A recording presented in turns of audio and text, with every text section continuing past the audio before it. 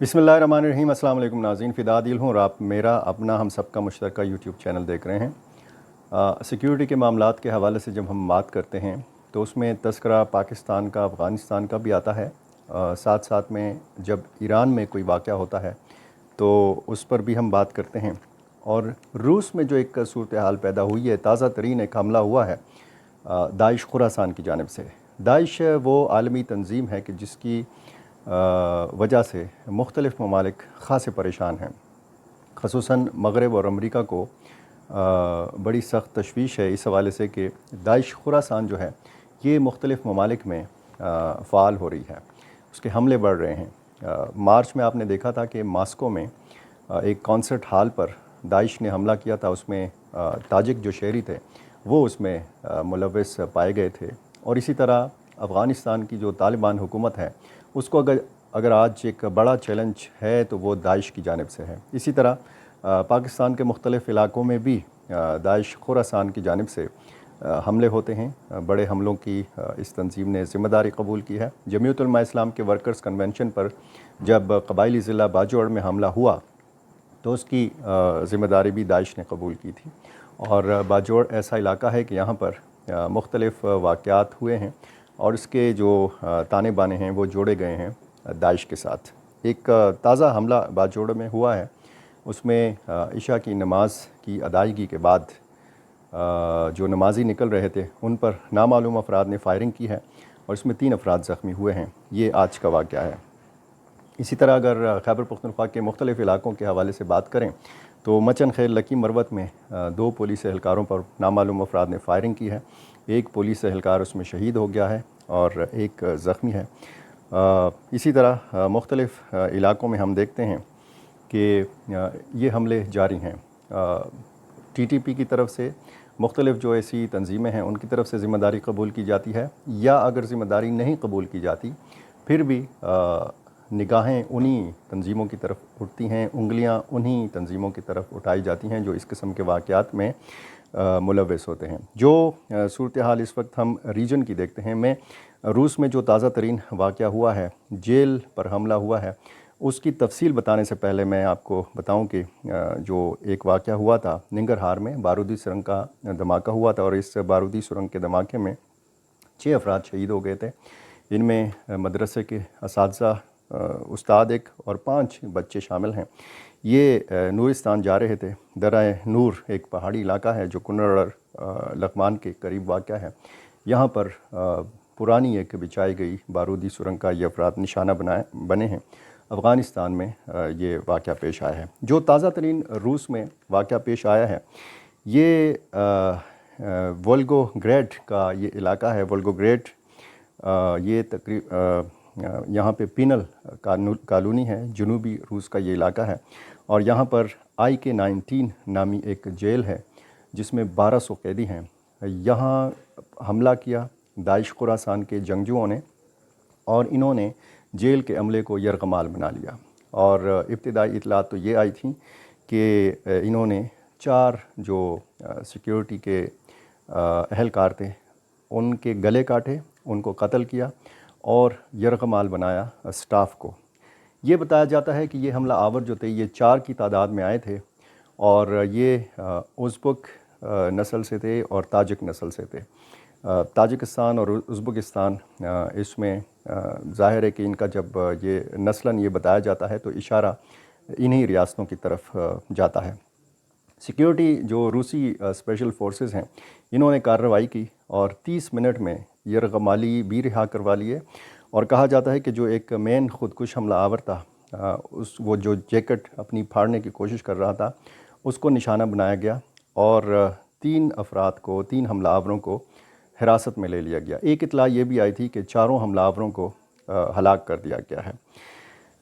ये जब यरगमाल बनाया गया जेल के अमले को तो रूसी स्पेशल फोर्सेस ने इस जेल को घेरे में ले लिया और ये घेरा ना सिर्फ ज़मीनी हवाले से था बल्कि हेलीकॉप्टरों की भी मदद ली गई और इस दौरान कुछ मुज़ाकरात करने की भी कोशिश की गई। इन हमला आवरों के या जो यरगमाल बनाने वाले लोग थे जो दाइश खुरासान से ताल्लुक़ रखते थे, ان کا یہ کہنا تھا، ان کا یہ مطالبہ تھا کہ ان کو 20 لاکھ ڈالر فراہم کیے جائیں اور ان کو ایک ہیلی کاپٹر فراہم کیا جائے تاکہ وہ یہاں سے نکل سکیں. لیکن پھر یہ کارروائی کی گئی اور اس دوران جو اس ولگوگریڈ ریجن کی مرکزی روحانی انتظامیہ ہے اس سے رابطہ کیا گیا، مفتی باٹا کفایہ محمد سے رابطہ کیا گیا اور ان سے کہا گیا کہ آپ ان ملیٹنٹ سے مذاکرات کریں. تو مفتی باٹا کفایہ محمد نے صاف انکار کر دیا اور نے کہا کہ یہ جو مجرم ہیں ان کے خلاف سخت کارروائی ہونی چاہیے اور ان کے خلاف طاقت کا استعمال ہونا چاہیے، ان لوگوں سے مذاکرات نہیں ہو سکتے. یہ جب 30 منٹ کی کارروائی ہو رہی تھی تو اس سے پہلے جب جیل سٹاف پر تشدد کیا جا رہا تھا یا ان کے گلے کاٹے جا رہے تھے یا ان کو قتل کیا جا رہا تھا، اس دوران آندرے دیویاتوف یہ اس جیل کے سربراہ تھے، یہ فرار ہونے میں کامیاب ہو گئے اور ان کے ساتھ 4 دیگر ساتھی بھی زخمی حالت میں فرار ہوئے. ایک اطلاع یہ بھی آئی، انٹرنیشنل میڈیا اس کو رپورٹ کر رہا ہے کہ جو حملہ آور تھے انہوں نے جیل کے سربراہ کو اور دیگر 4 افراد کو خود رہا کیا. اب جو ایک فائنل صورتحال سامنے آئے گی جب روس کی انتظامیہ یہ ساری تحقیق مکمل کرے گی، حملہ آور کہاں سے آئے تھے، کس روٹ سے آئے تھے، کون ان کا سہولت کار تھا، کتنی اس واقعے میں ہلاکتیں ہوئی ہیں، جانی نقصان ٹوٹل ایکچول ہے کتنا، یہ ساری چیزیں تب سامنے آئیں گی جب روس کی حکومت باقاعدہ اس کا اعلان کرے گی. روسی صدر ولادیمیر پوٹن کو اس ساری صورتحال کے حوالے سے آگاہ کر دیا گیا ہے. ان کو وقتاً فوقتاً لمحہ بلمحہ رپورٹ پہنچائی جاتی رہی اور اب کہا جا رہا ہے کہ صورتحال اس علاقے میں وولگوگریڈ میں یا پینل کالونی میں کنٹرول میں ہے. تو کنٹرول حاصل کر لیا ہے روسی اسپیشل فورسز نے اس علاقے کا اور ایک بار پھر داعش خراسان نے بتایا ہے کہ اس کی موجودگی روس میں خاصی فعال ہے. ماسکو میں جب کانسرٹ ہال پر حملہ ہوا تھا مارچ 2024 میں، کچھ ہی مہینے پہلے کی بات ہے، تو اس میں تاجکستان کے شہریوں کی انوالومنٹ کی بات کی گئی تھی اور داعش تنظیم کے حوالے سے اگر بات کی جائے تو ایک مشترکہ چیلنج ہے روس کا بھی، افغانستان کا بھی اور پاکستان کا بھی. اور جب روس کا یہ ماسکو کا حملہ ہوا تھا تو اس کے بعد ہم نے دیکھا کہ افغان انتظامیہ، افغان حکومت اور روسی حکومت کے مابین رابطے بڑھ گئے تھے، بلکہ یہاں تک کہا گیا تھا کہ روس پہلا ملک ہو سکتا ہے کہ جو طالبان کی حکومت کو باقاعدہ طور پر تسلیم کر سکتا ہے.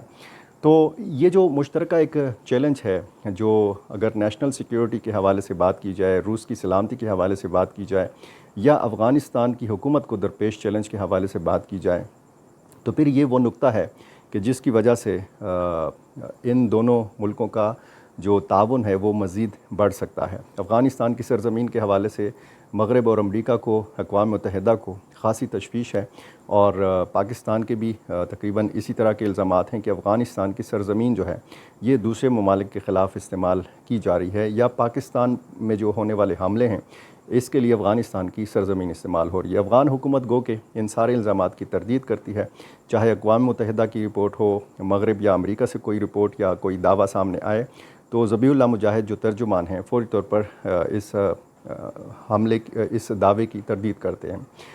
لیکن مختلف ممالک کی تشویش بڑھ رہی ہے افغان سرزمین کے حوالے سے. لیکن اگر داعش کے حوالے سے بات کی جائے تو خود افغان طالبان داعش کے خلاف برسر پیکار ہیں. جب سے طالبان دوسری مرتبہ برسر اقتدار آئے ہیں، شروع دن سے ہم دیکھ رہے ہیں کہ اگر کوئی تنظیم اس کے لیے بڑے چیلنج کی حیثیت رکھتی ہے تو وہ داعش ہی ہے. داعش کے حملے اور داعش کی طرف سے ہونے والے جو حملوں کی ذمہ داری قبول کرنے کا سلسلہ ہے یہ افغانستان میں بھی جاری ہے اور مختلف طالبان مخالف تنظیمیں موجود ہیں، وہ سیاسی لوگ بھی ہیں، انہوں نے اسلحہ بھی باقاعدہ اٹھایا ہوا ہے لیکن وہ اس قدر فعال نہیں ہیں. افغان طالبان داعش کے حوالے سے یہ کہتے ہیں کہ داعش کی کمر توڑ دی گئی ہے، داعش کے پاس اتنی صلاحیت نہیں ہے کہ وہ افغان سرزمین کو استعمال کریں اور مغرب یا امریکہ میں حملے کر سکیں. لیکن جو اس وقت خطے کی صورتحال ہے، جب آپ روس تک کی بات کرتے ہیں اور روس اور یوکرین کے